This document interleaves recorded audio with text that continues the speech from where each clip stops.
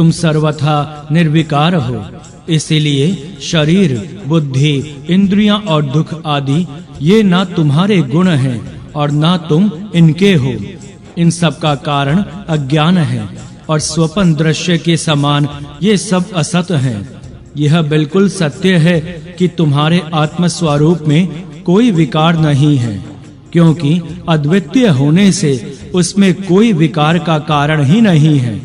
जिस प्रकार आकाश सर्वत्र होने पर भी किसी पदार्थ के गुण दोष से लिप्त नहीं होता, उसी प्रकार तुम देह में रहते हुए भी सूक्ष्म रूप होने से उसके दुख आदि विकारों से लिप्त नहीं होते।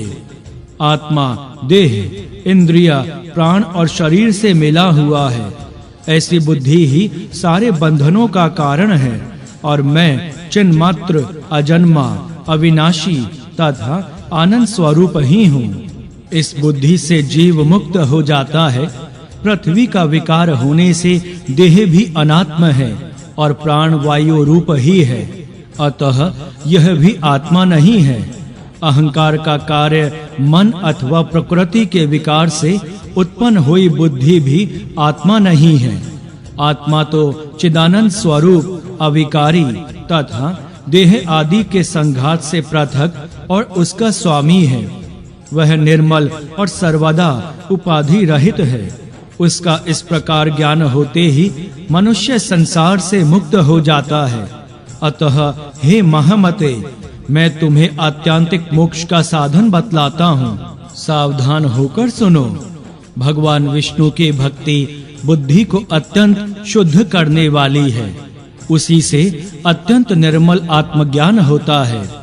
आत्मज्ञान से शुद्ध आत्म तत्व का अनुभव होता है और उससे दृढ़ बोध हो जाने पर मनुष्य परम पद प्राप्त करता है।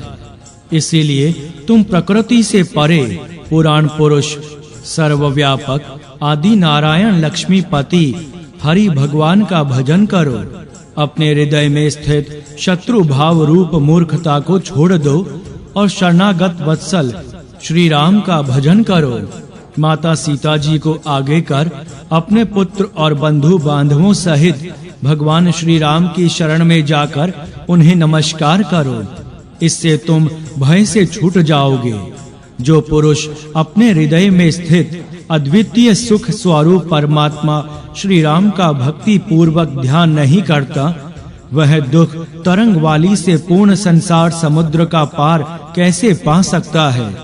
यदि तुम भगवान श्री राम का भजन नहीं करोगे तो अज्ञान रूपी अग्नि से जलते हुए अपने आप को शत्रु के समान सुरक्षित नहीं कर सकोगे और उसे अपने किए हुए पापों से उत्तरोत्तर नीचे की ओर ही ले जाओगे, तो फिर तुम्हारे मोक्ष की कोई संभावना ना रहेगी। असुरराज, मैं तुमसे पुनः पुनः विनीत प्रार्थना करता हूँ कि तुम माता सीता को अत्यंत आदर पूर्वक आगे करके भगवान के समीप ले चलो और उनके चरणों में गिरकर अपने अपराधों के लिए क्षमा मांगो। विश्वास करो, वे दया धाम श्री राम तुम्हें निश्चय ही क्षमा कर देंगे। फिर तुम लंका में निष्कंटक राज्य का उपभोग करोगे। तुम्हारा लौकिक और पारलौकिक जीवन सुधर जाएगा, सफल हो जाएगा, तुम धन्य हो जाओगे।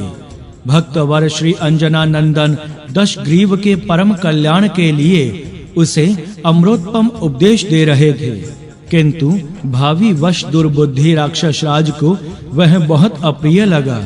उसके नेत्र लाल हो गए।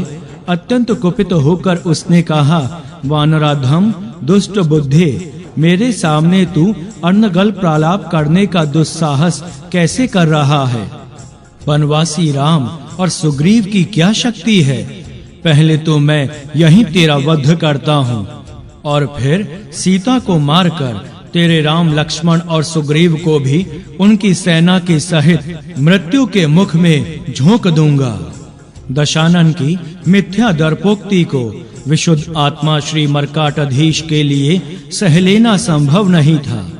दांत किटकिटाते हुए उन्होंने कहा, अधम राक्षस राज, तेरे सिर पर मृत्यु नाच रही है, इसी कारण तू प्रलाप कर रहा है। मैं भगवान श्री राम का सेवक हूँ। मेरी शक्ति और पराक्रम की कल्पना तू भी नहीं कर सकता। तेरे जैसे कोटि कोटि पापात्मा मेरी समानता करने में समर्थ नहीं है। दुरात्मा रावण प्रज्वलित क्रोधाग्नि से जल उठा। उस क्रोधोन्मत्त असुर ने चिल्लाते हुए अपने असुरों को आज्ञा दी, राक्षसों, तुम इस वानर का वध कर डालो। अनेक वीर राक्षस कपीश्वर की ओर झपटे ही थे कि वार्तालाप कुशल विभीषण जी ने अपने ज्येष्ठ भ्राता रावण को शांति पूर्वक समझाते हुए कहा, वीरवर लंकेश्वर, धर्म की व्याख्यान करें, लोकोचार का पालन करने अथवा शास्त्रीय सिद्धांत को समझने में आपके समान दूसरा कोई नहीं है। आप क्रोध को त्याग कर विचार करें। सत्पुरुषों का कथन है कि दूत कहीं किसी समय भी वध करने योग्य नहीं होता। वह भला हो या बुरा, शत्रुओं ने इसे भेजा है, अतः यह उन्हीं के स्वार्थ की बात करता है। दूत सदा पराधीन होता है, अतः उसे कभी मृत्यु दंड नहीं दिया जाता। दूत के लिए अंग भंग आदि अन्य प्रकार से बहुत दंड हैं। आप उनमें से किसी का उपयोग कर सकते हैं। अनुज विभीषण के देश काल के उपयुक्त हितकर वचन सुनकर नितिज्ञ रावण ने कहा, विभीषण, तुम्हारा कहना ठीक है, किंतु वध के अतिरिक्त इसे दूसरा कोई दंड अवश्य देना चाहिए। वानरों को अपनी पूंछ बड़ी प्यारी होती है, वही इनका आभूषण है, अतः यथाशीघ्र इनकी पूंछ जला दी जाए। यह दुमकटा बंदर अपने बनवासी स्वामी के समीप जाकर उसे स्वयं काल के गाल में खींच लाएगा। दशानन ने पुनः आज्ञा दी, असुर गणों, तिरस्कार करते हुए इसको लंका की सड़कों, चौराहों और गलियों में घुमाओ और अंत में इसकी पूंछ में आग लगा दो। बोलिए सियावर रामचंद्र की जय, पवन सुत हनुमान की जय। जय सिया राम, जय जय सिया राम। लंका दहन। सत्व गुणशाली परम पराक्रमी कपि कुंजन श्री अंजना नंदन ने प्रभु के कार्य की सिद्धि के लिए अपने दिव्य आकार को छिपा रखा था। लंकाधिपति रावण का आदेश पाते ही मूढ़ राक्षस घृत और तेल डुबा डुबा कर चिथड़े और वस्त्र उनकी पूंछ पर लपेटने लगे। परम कौतुकी पवनात्मज ने अपनी पूंछ लंबी कर दी। दुष्ट दशानन के आज्ञा पालक असुर हनुमान जी की पूंछ में जितने ही वस्त्र लपेटते, वह उतनी ही लंबी होती जाती। कपिराज की इस क्रीड़ा से लंका में वस्त्र एवं तेल घृत का अभाव होने लगा, पर असुर कब मानने वाले थे। उक्त राक्षसपुरी में जहाँ से जितना वस्त्र, तेल और घृत प्राप्त हुआ, सब एकत्र कर लिया गया। वस्त्र को पूंछ में अच्छी प्रकार लपेटकर उसे दृढ़ रज्जू से बांध दिया गया और फिर असुरों ने उसे अच्छी प्रकार भिगो देने से बचे खुचे तेल और घी को भी ऊपर से उंडेल दिया। दृढ़ रज्जू में जकड़े हुए कपि कुंजर श्री केशरी किशोर को राक्षस पकड़कर प्रसन्नता पूर्वक ले चले। वे शंख और भेरी बजा बजा कर उनके अपराधों की घोषणा करते हुए उन्हें गली गली घुमाने लगे। राक्षस और उनके बच्चे शत्रु दमन श्री हनुमान जी के पीछे पीछे ताली बजाते, उन्हें गाली बकते, घूंसा मारते, उनके बाल नोचते तथा उन पर कंकड़ पत्थर फेंकते हुए चल रहे थे। किंतु परम बुद्धिमान हनुमान जी अपने प्रभु के कार्य की सिद्धि के लिए मन में तनिक भी दुख न मानकर सब कुछ प्रसन्नता पूर्वक सह रहे थे।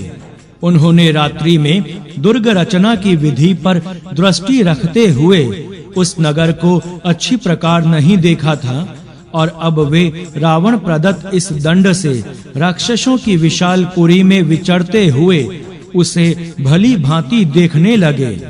इस प्रकार उन्होंने अनेक अद्भुत विमान, सुंदर चबूतरे, वशीभूत गृह पंक्तियों से घिरी हुई सड़कें, चौराहे, छोटी बड़ी गलियां, घरों के मध्य भाग, गढ़ द्वार एवं प्रख्यात राक्षसों के आवास आदि सब महत्वपूर्ण स्थान ध्यान पूर्वक देख लिए। राक्षसों ने हनुमान जी को बांधकर लंका में सर्वत्र घुमाया और जी भरकर उनका तिरस्कार किया। तत्पश्चात प्रमुख चौराहे पर आकर सब श्री हनुमान जी को घेर कर खड़े हो गए। चारों ओर हर्षोल्लास की ध्वनि होने लगी। उसी बीच रावण के एक प्रमुख वीर ने पूंछ में आग लगा दी। अग्नि प्रज्वलित हुई और राक्षस राक्षसियां सब हर्षातिरेक से ताली पीट पीट कर नाचने लगे। बोलिए सियावर रामचंद्र की जय, पवन सुत हनुमान की जय। जय सिया राम, जय जय सिया राम। बल बुद्धि निधान हनुमान जी के उद्देश्य की पूर्ति हो गई। अब उन्होंने अपना आकार छोटा कर लिया। बस असुरों द्वारा बांधा गया बंधन ढीला पड़ गया। श्री पवन पुत्र बंधन मुक्त हुए और फिर उन्होंने वृद्धकार रूप धारण कर लिया।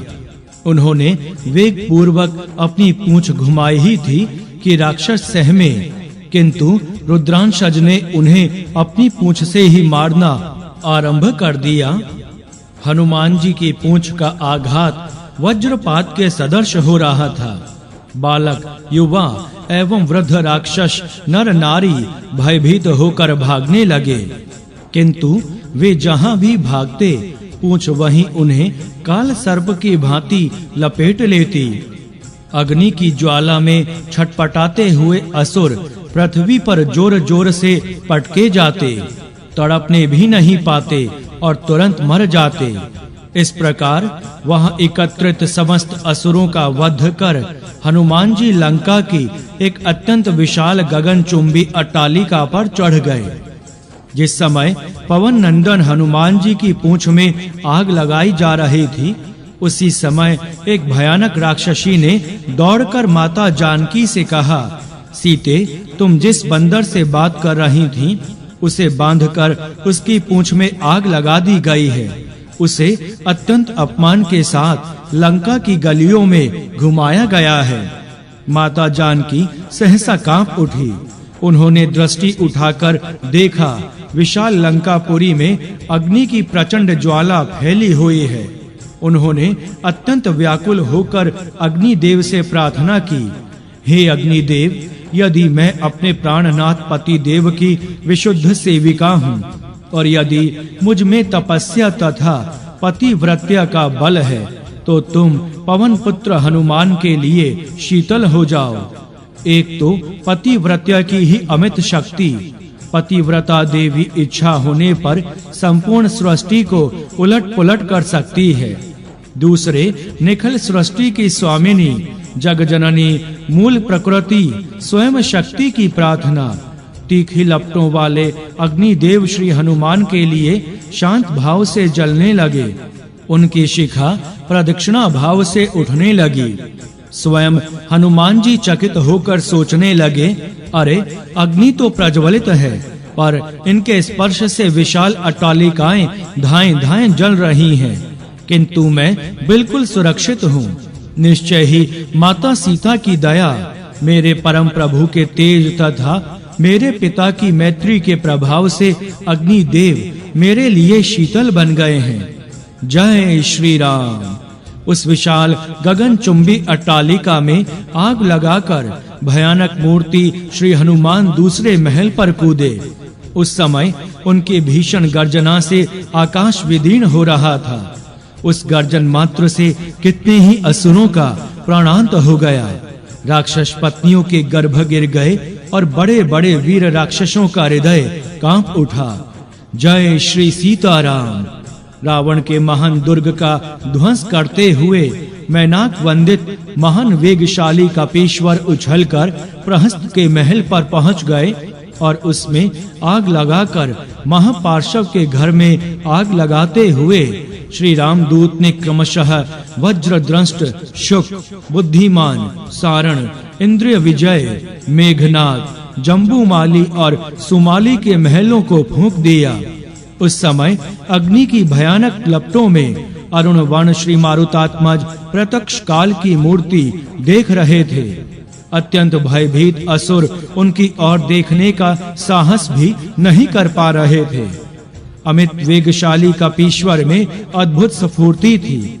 वे एक महल पर जाकर अपनी प्रज्वलित पूंछ से उसके आंगन द्वार और वातयानों में प्रवेश कर इतनी शीघ्रता से आग लगाकर दूसरे महल पर कूद पड़ते कि विश्वास करना भी कठिन था कि यहाँ एक ही हनुमान जी हैं। राक्षसों को सर्वत्र सभी महलों पर मरकटाधीश श्री हनुमान जी ही आग लगाते हुए दिख रहे थे। इस प्रकार हनुमान जी ने अत्यंत शीघ्रता से रश्मिकेतु, सूर्य शत्रु, रसवकर्ण, दृष्ट, राक्षसा रोमश, रणोत्मत ध्वजग्रीव, भयानक विधुजीवः, हस्तिमुख कराल, विशाल, शोणिताक्ष, मकराक्ष, नारांतक, कुंभ, दुरात्मा, निकुंभ, यज शत्रु और ब्रह्म शत्रु आदि समस्त प्रमुख राक्षसों के भवन तथा अश्वशाला, गजशाला, अस्त्रागार, सैन्य शिविर आदि में आग लगा दी गई। उसी समय अपने पुत्र के कार्य में सहायता करने के लिए पवनदेव तीव्र गति से बहने लगे। इस कारण आग और भी अधिक प्रज्वलित हो गई। सोने चांदी तथा रत्नों के महल पिघल कर बहने लगे। लंका के स्त्री पुरुष और बालक वृद्ध सभी असुरों में त्राही त्राही मच गई। लाखों असुर इस अग्निदाह से ही काल के गाल में चले गए। किसी को कुछ सूझ ही नहीं रहा था। सबको अपने प्राणों के लाले पड़े थे। अन्न वस्त्र आभूषण, गज अश्व खच्चर रथादि जहाँ के तहाँ अग्नि में जल रहे थे। अपने प्राण के सम्मुख उनकी चिंता कौन करता। अनाथ और असहाय की भांति रावण की लंका प्रचंड अग्नि में धाएं-धाएं जल रही थी। पशु, स्त्री, बच्चे चित्कार कर रहे थे, पर त्रैलोक्य विजयी असुर कुछ नहीं कर पा रहे थे। सर्वथा अवश और निरुपाय थे वे। उधर जिन घरों में अग्नि कुछ शांत होती, मारुत नंदन उनमें पुनः अग्नि प्रज्वलित कर देते। वे लंका को उलट-पलट कर जला रहे थे। अपने दुर्लभ अलौकिक भवन को जलते देखकर दशग्रीव का हृदय कांप उठा, पर अपना मनोगत भाव छिपाते हुए उसने राक्षसों को आज्ञा दी, वीरों, इस अधम वानर को पकड़कर उसके टुकड़े-टुकड़े कर दो। स्वामी का आदेश प्राप्त कर मेघनाथ आदि वीर शस्त्र धारण कर एकत्र हुए, किंतु वे किसे पकड़े। वे जिधर जिस अट्टालिका पर दृष्टि डालते, उन्हें उधर उसी अट्टालिका पर हनुमान जी की काल तुल्य भयानक मूर्ति दिख पड़ती। हनुमान जी ने अपनी वज्र तुल्य प्रज्वलित पूंछ लंबी की। बस कितने ही वीर उससे झुलस गए। कितने उस पूंछ के प्रहार से ही व्याकुल होकर गिर पड़े। प्रबल प्रभंजन और भयंकर ज्वाला में असुर वीर कुछ नहीं कर सके। उन्होंने रावण के सम्मुख अपनी विवशता व्यक्त की। रावण के वश में लोकपाल और यम थे। उसने उन्हें भेजा। लंका दाहक श्री हनुमान जी ने यम को अपने मुख में रख लिया और लोकपाल उनकी पूंछ की साधारण चोट भी सह ना सके। वे प्राण लेकर भागे। यम की अनुपस्थिति में सृष्टि का कार्य स्थगित हो गया। प्राणियों की मृत्यु कैसे हो। देवताओं सहित हंसारूढ़ चतुर्मुख ब्रह्मा जी ने आकाश से काल मूर्ति श्री हनुमान जी से वंदना की। मंगल मोद निधान हनुमान जी ने यम को छोड़ दिया। यम ने मन ही मन संकल्प किया कि अब मैं प्रभु भक्तों के समीप कभी नहीं जाऊंगा। अंत में रावण ने मेघों को वृष्टि के द्वारा अग्नि बुझा देने की आज्ञा दी। उमड़ते हुए सजल जलद लंका पर घिर आए। घनघोर वर्षा होने लगी, किंतु उस वर्षा का हनुमान जी द्वारा लगाई गई आग पर उल्टा ही प्रभाव पड़ा। जलद की बूंदें तप्त तेल और घृत की तरह प्रज्वलित अग्नि को और भी सहायता करने लगी। जैसे जैसे वर्षा होती, उतनी ही आग तीव्र होती जाती थी। विचित्र दशा थी। बादल इधर तो अग्नि की लपेटों से जल जाते हैं और उधर उनके शरीर ग्लानि से गले जाते हैं। सब मेघ शुष्क हो सकुचा कर पुकारने लगे, हम लोगों ने 12 सूर्य देखे, प्रलय की अग्नि देखी और कई बार शेष जी के मुख की ज्वाला भी देखी, परंतु कभी जल को घृत के समान हुआ नहीं सुना। यह महान आश्चर्य श्री केसरी नंदन ने कर दिखलाया। मेघों के वचन सुनकर मंत्री गण सिर घुमाने लगे और रावण से बोले, यह सब ईश्वर की प्रतिकूलता का विचार फल है। सोने की लंका धाएं-धाएं जल रही थी।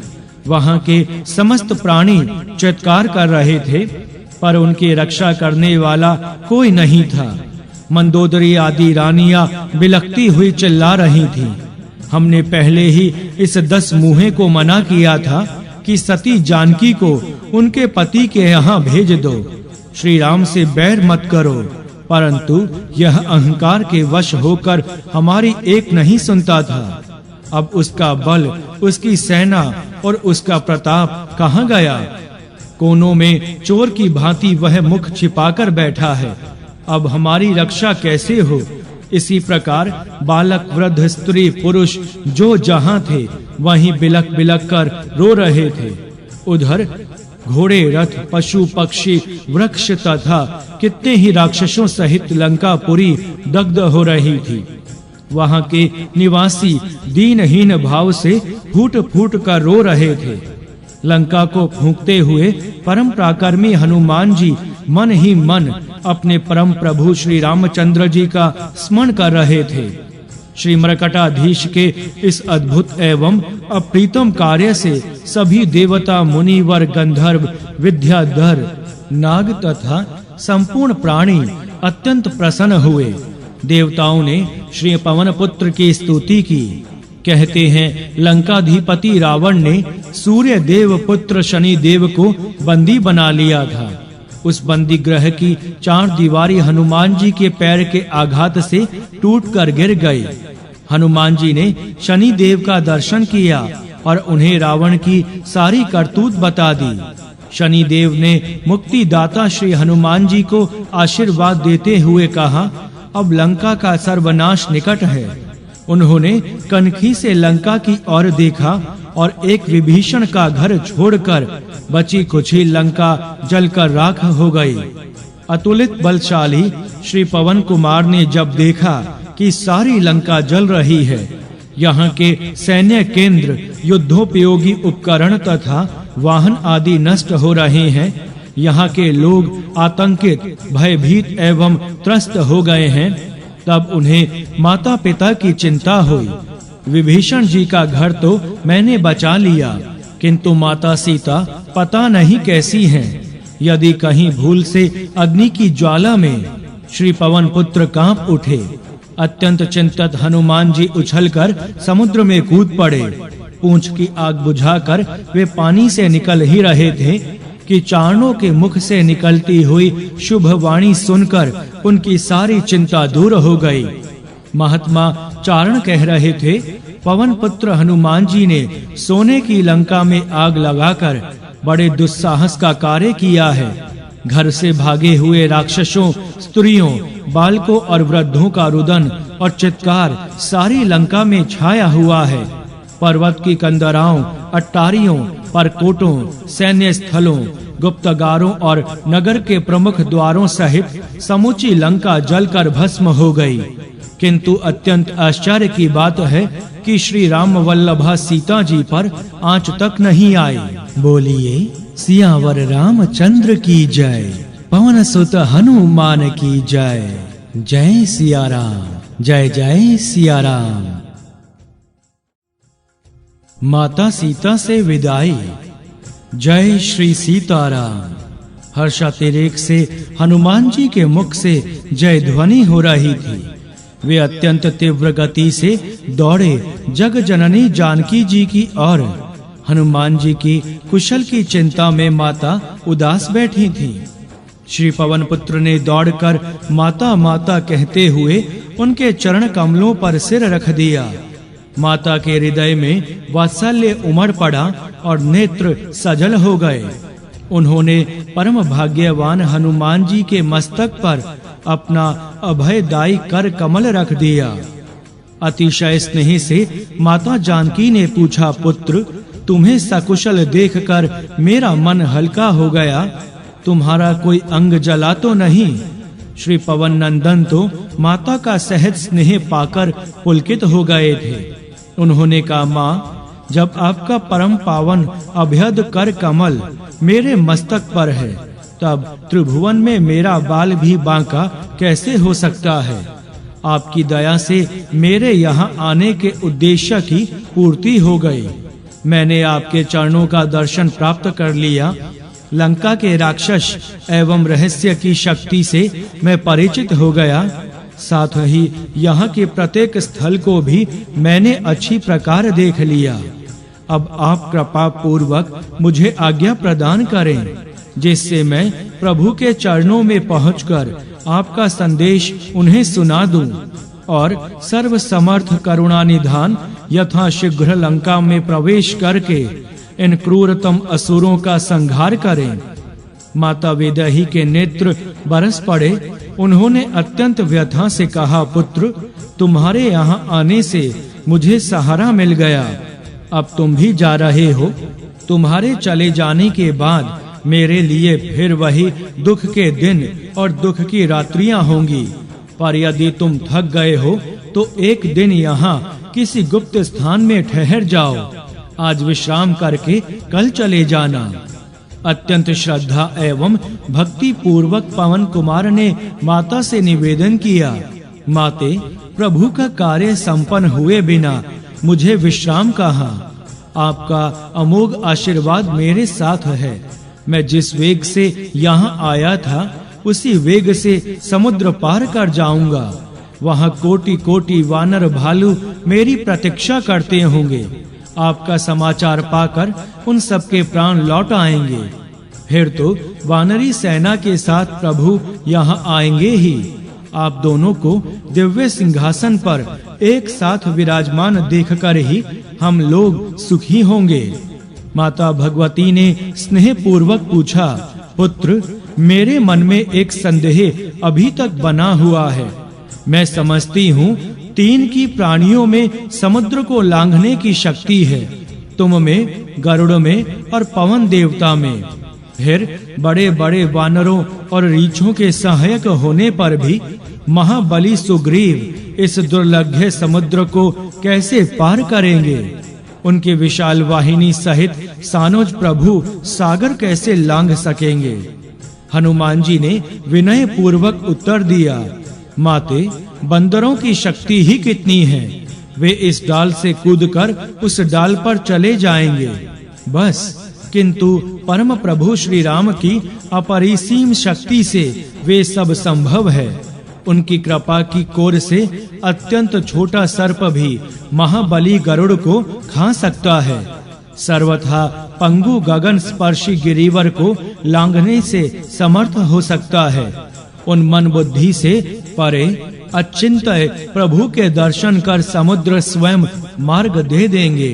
यदि उन्होंने मार्ग देने में आनाकानी की तो उन्हें शुष्क कर देने के लिए सुमित्रा नंदन श्री लक्ष्मण जी का ही शर पर्याप्त है।